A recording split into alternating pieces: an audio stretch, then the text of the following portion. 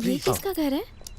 बता दो, कैसी हो स्वाति? मैं ठीक हूँ। आपने टाइम पे 50,000 रुपए नहीं दिए होते तो मेरी बीवी और बेटी नहीं बच पाते, इसलिए हम चाहते हैं कि इसका नामकरण आप ही करें। कौन, मैं? हाँ भैया। भानुमति, उस दिन तुमने सिर्फ पैसे नहीं दिए, इसे जिंदगी दी।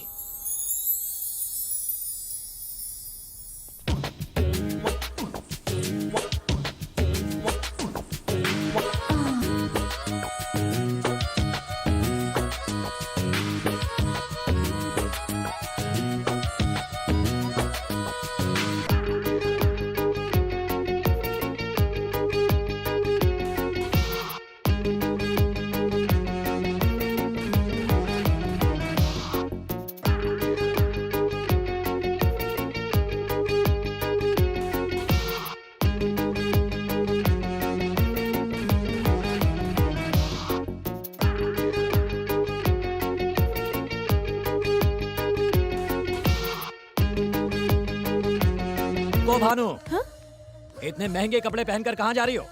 और सुना है तुम्हें ऑफिस से निकाल दिया गया है। ये सब क्या चल रहा है? आपसे रिमोट लेकर खुद अपनी लाइफ कंट्रोल कर रही हूँ पापा। रिमोट?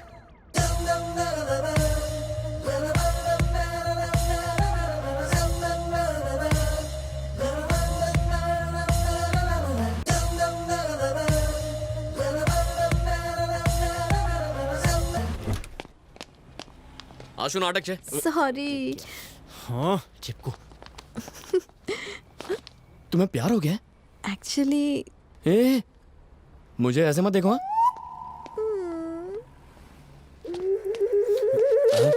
हैप्पी बर्थडे गजा। आज गजा भाई नो बर्थडे छे, तो फिर मैं यहाँ क्या कर रहा हूँ?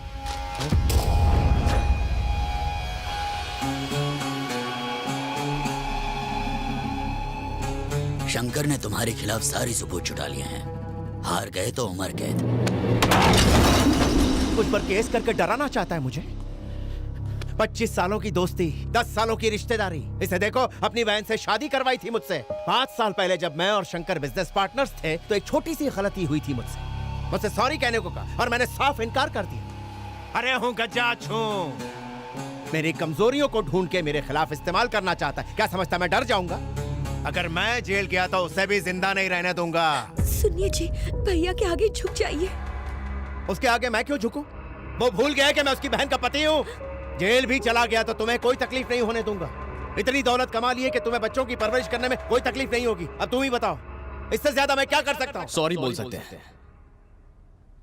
सिर्फ सॉरी बोलना है। भाई क्यों सॉरी बोलेंगे? क्यों बोलेंगे सॉरी? हर बात में टांग अड़ाना जरूरी है क्या? और ये फैमिली मैटर है, तेरे से क्या मतलब? ऑफ कोर्स मतलब है। आज अगर मेरी फैमिली खुश है तो वो सिर्फ गजा की वजह से। अगर इनकी फैमिली में कोई प्रॉब्लम होती है तो सबसे पहले रिएक्ट करूंगा मैं। अपने भाई को फोन लगाइए। आप 5 साल खामोश रहीं, लेकिन अब चुप रहेंगी तो गलती होगी। कॉल कीजिए।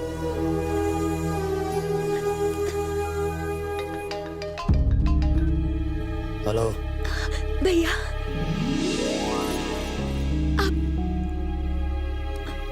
भैया 1 मिनट, गजा आपसे बात करेंगे। बात कीजिए। बच्चों की परवरिश के लिए प्रॉपर्टी या पैसे की जरूरत नहीं, उन्हें बस उनके पापा चाहिए। माफी मांगने से गजा की हार हो सकती है, पर एक बाप की जीत होगी। सॉरी कहने में ही सबकी भलाई है।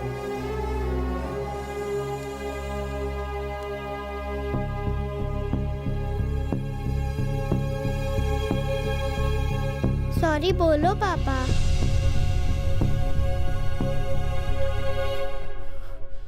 सॉरी शंकर। सॉरी मत बोल गजा।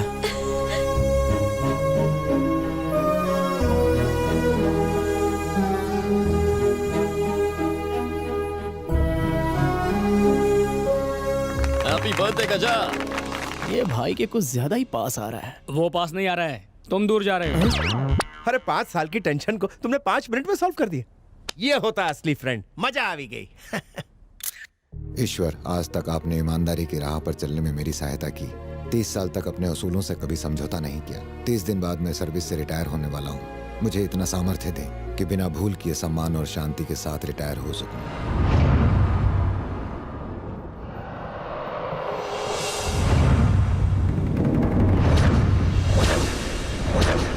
मॉल का कंस्ट्रक्शन रुक गया, ये मिनिस्टर साहब को कैसे बताऊं? मिनिस्टर साहब का फोन है सर। सर सर काय झालं रे? साइन हो गया क्या?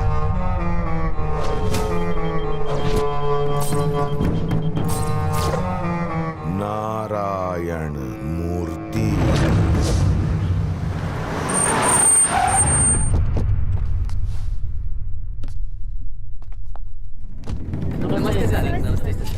हाँ नमस्ते नमस्ते नमस्ते नमस्ते। हाँ सर सर नमस्ते। पेट के अंदर खजाना छुपा आप है ही के तो क्या? खाए हैं। इकडे नारायण मूर्ति कुठे आहे? आइए सर। सर मिनिस्टर साहब आए हैं। मिनिस्टर साहब, सर नमस्ते सर। आपने क्यों तकलीफ की? मुझे बुला लेते। बैठिए बैठिए सर। सर आपकी फाइल ये रही। अब तो साइन करना ही पड़ेगा। हाँ सॉरी, एक minute sir. Sir actually approved plan के अकॉर्डिंगली बिल्डिंग की हाइट 50 मीटर से ज्यादा नहीं हो सकती, लेकिन आपकी बिल्डिंग की हाइट 80 मीटर है। कॉमन एरिया में 40% स्पेस चाहिए, पर अभी 20% से भी कम है। सेटबैक एरिया 6 मीटर होना चाहिए, आपने 2 मीटर से भी कम रखा है। आप खुद चेक कर सकते हैं सर। मॉल के वेस्ट साइड में एक स्कूल है और ईस्ट में पेट्रोल पंप है, साउथ में एक हॉस्पिटल है। बिल्कुल सेंटर में है ये, मॉल के लिए जबरदस्त। भगवान ना करे कल को कोई फायर एक्सीडेंट हो जाए तो फायर ब्रिगेड के व्हीकल्स के लिए जगह ही नहीं मिलेगी। एक तरफ पेट्रोल पंप है, स्कूल है जहां हजारों बच्चे पढ़ते हैं, मॉल में भी हजारों लोग आएंगे। कल कोई एक्सीडेंट हो जाता है तो लोगों की जान जा सकती है सर। इतने सारे प्रॉब्लम जानने के बाद मेरा साइन करना गलत होगा। काय बोलतो? इतने प्रॉब्लम है तो फिर ट्रैफिक ने, पुलिस ने, अर्बन डेवलपमेंट डिपार्टमेंट ने बिना देख के साइन कर दिया क्या? मैं भी साइन करूं क्योंकि उन्होंने गलत काम किया है। अरे डोका फिर ले गए तुझे? खुद को सुप्रीम कोर्ट का जज समझता है या फिर बिल पास करने वाला प्रेसिडेंट है? आफ्टर ऑल तू एक सरकारी नौकर है। चल सही कर। I am really sorry sir. आपने मुझसे कहा, दूसरों ने साइन कर दिए, अब मैं कुछ कहता हूँ। एक ऑफिसर इलीगल काम करता था, उसने बेकार स्कूल बसों को चलने का परमिट दिया। ब्रेक फेल होने से उन बसों का एक्सीडेंट हुआ, सैकड़ों बच्चों की जानें गईं। एक्सीडेंट में हुई मौतों का असली जिम्मेदार वो ऑफिसर है जिसने परमिट दिया। क्यों? किसी ने कुछ पैसों से उसका साइन खरीदा और उसने बच्चों की मौत पर साइन कर दिया। अंग्रेजों के राज में बने हुए कई पुल आज भी वैसे ही खड़े हैं जैसे वो सैकड़ों साल पहले खड़े थे, लेकिन हमारे करप्ट बिल्डर्स के बनाए हुए पुल बनने से पहले ही गिर जाते हैं। क्यों क्यों होता है ऐसा? उन बेईमानों की वजह से जिन्होंने ईमान बेचकर साइन किए। सरकारी अधिकारियों के साइन को कभी कम मत समझना सर। अगर सीधे शब्दों में समझाऊं तो चाहे किसी के जन्म का प्रमाण पत्र हो या किसी के जिंदा रहने का प्रमाण पत्र, चाहे किसी के मरने का ही सत्यापन क्यों ना करना हो, उसके लिए एक सरकारी अधिकारी का साइन चाहिए होता है। जिसका मतलब है एक साइन की अहमियत तय करती है कि किसी इंसान का पास्ट, फ्यूचर और प्रेजेंट क्या होगा। एक सरकारी अधिकारी का साइन उस सरकार से कहीं ज्यादा बड़ा होता है जो हर 5 साल में बदल जाती है, लेकिन उस साइन का महत्व हमेशा रहता है। कानून जनता के लिए बनाए जाते हैं, न कि आप जैसे कुछ लोगों के लिए। 23 साल की ईमानदारी को आपके लिए नहीं छोड़ूंगा। नमस्ते, चले जाइए यहाँ से। तू जानता है किससे बात कर रहा है? तुझे पता है तू किससे बात कर रहा है? 25 साल से पॉलिटिक्स में हूँ, लेकिन इतना ईमानदार ऑफिसर आज तक नहीं देखा मैंने। कितना सॉलिड समझाया कि साइन क्यों नहीं कर सकता। अब यह हमारे कमीनेपन पर निर्भर करता है कि इसे साइन कैसे करवा ले। ये साइन करेगा? जरूर करेगा। परत भेटूया साहेब।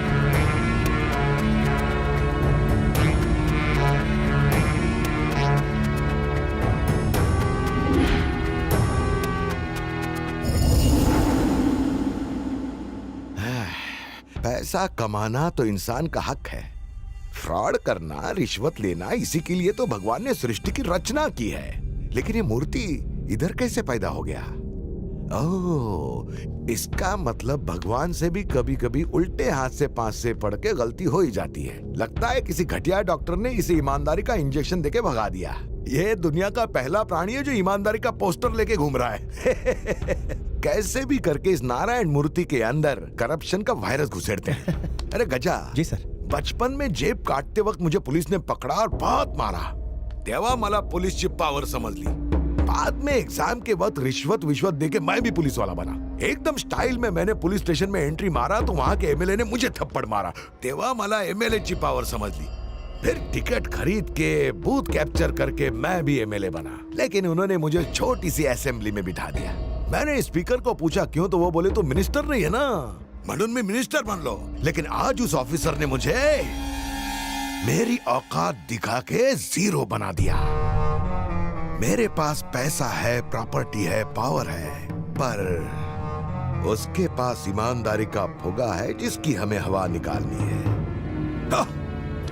ईमानदारी छुपती है, उसके दामन पे ऐसा दाग लगाऊंगा कि 30 साल की ईमानदारी चूर चूर हो जाएगी। मुझे फाइल पर उसकी साइन चाहिए। सही पाइजे। आप बेफिक्र होकर दिल्ली चाहिए, उसे मैं देख लूंगा। अरे यार, ये रजिस्ट्रार के ऑफिस में सिर्फ मोटे पेट वाले अंकल नजर आते हैं। नहीं ऐसा What's up, guys? कहाँ घूम रहे हो आजकल तुम लोग? हाँ गाइस, तुम तो बहन जी से बॉलीवुड की हीरोइन बन गई हो। ए, अपना हीरो कहाँ है? लोकेशन अच्छी है इसीलिए जमीन खरीदी। ना सर। ये तो मानना पड़ेगा, पिघलने वाले चॉकलेट की तरह किसी को भी लालची बना देता है। लेकिन इसका प्रॉब्लम क्या है? इतनी हॉट आइटम इसे लाइन मार रही है, पर इसे कोई फर्क ही नहीं पड़ता। सूर्या किसी से प्यार करता है। प्यार करता है? कौन है वो? मुझे नहीं पता। तुम्हें नहीं पता? उसको भी नहीं पता है। उसे भी नहीं पता? मतलब एक्चुअली पापा ने एक लड़की पसंद की है, लेकिन सूर्या को उसके बैक साइड से ही प्यार हो गया है। बैग देख के प्यार हो गया? ये बैक ही तो मेन प्रॉब्लम है। सॉल्व हो गई प्रॉब्लम।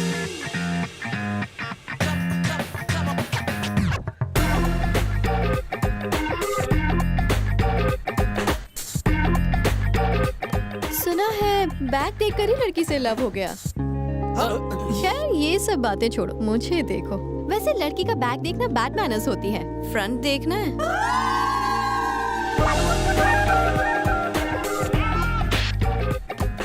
सिर्फ आगे और पीछे की साइड क्यों देखे, पूरी साइड क्यों नहीं? तुम्हारी साइड में वो बात कहाँ जो मेरी साइड में है। साइड का साइज भी इम्पोर्टेंट होता है। कोई बात नहीं, प्लॉट के हिस्से करके बेचूंगा। प्लॉट बेचने की जिम्मेदारी मेरी है। सिंगल पेमेंट अरे रुको यार, सर ऐसा बस प्लॉट बार बार नहीं मिलता। ये हॉट प्रॉपर्टी है, किसी की भी लाट टपकने लगेगी, बिना सोचे उस पर लपक लो। फ्रंट बैक सेंटर सब मेजरमेंट तो मस्त है। अरे एक बार मुझे भी दिखाइए। मेरा कमीशन मारेगा।